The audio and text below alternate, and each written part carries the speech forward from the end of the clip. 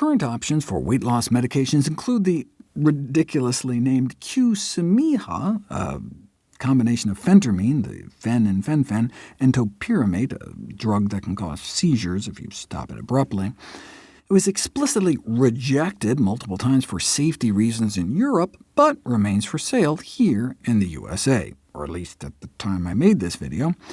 Belvic is in a similar boat, allowed here, but not in Europe, out of concerns about it possibly causing cancer, psychiatric disorders, and heart valve problems. It's sold in the U.S. for about $200 a month, but if you think that's bad, there's Saxenda, which requires daily injections, listed at the low price of only $1,281, and don't forget the 96 cents for a 30-day supply.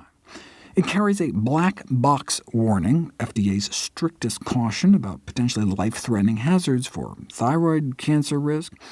Paid consultants and employees of the company that makes it argue the greater number of breast tumors found among drug recipients may be due to enhanced ascertainment, meaning easier breast cancer detection just due to the drug's effectiveness.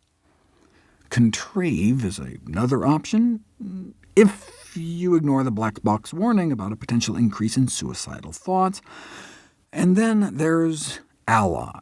It's the drug that causes fat malabsorption and thereby causes side effects, with names like flatus with discharge. It can be your ally in anal leakage.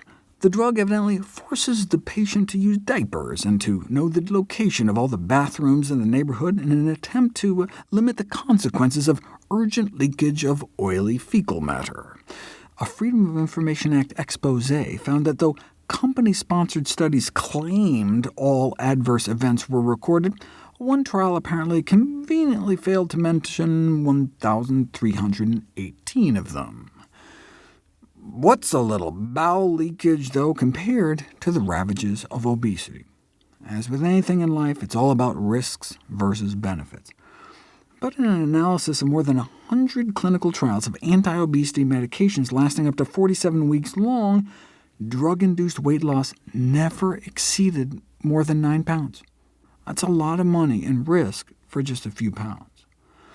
Since you're not treating the underlying cause, a fattening diet, when people stop taking these drugs, the weight tends to come right back, so you'd have to take them every day for the rest of your life. And people do stop taking them. Using pharmacy data from 1 million people, most Ally users stopped after the first purchase.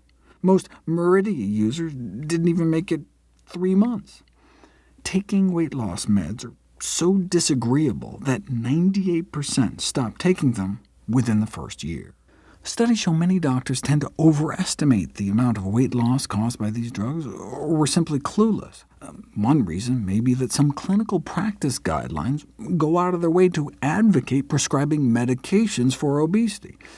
Are they seriously recommending drugging a third of Americans, more than 100 million people? You will not be surprised to learn that the principal authors of the guidelines had a significant financial interest or leadership position in 6 separate pharmaceutical companies that all, coincidentally, worked on obesity drugs. In contrast, independent expert panels, like the Canadian Task Force on Preventive Healthcare, explicitly recommend against weight loss drugs, given their poor track record of safety and efficacy.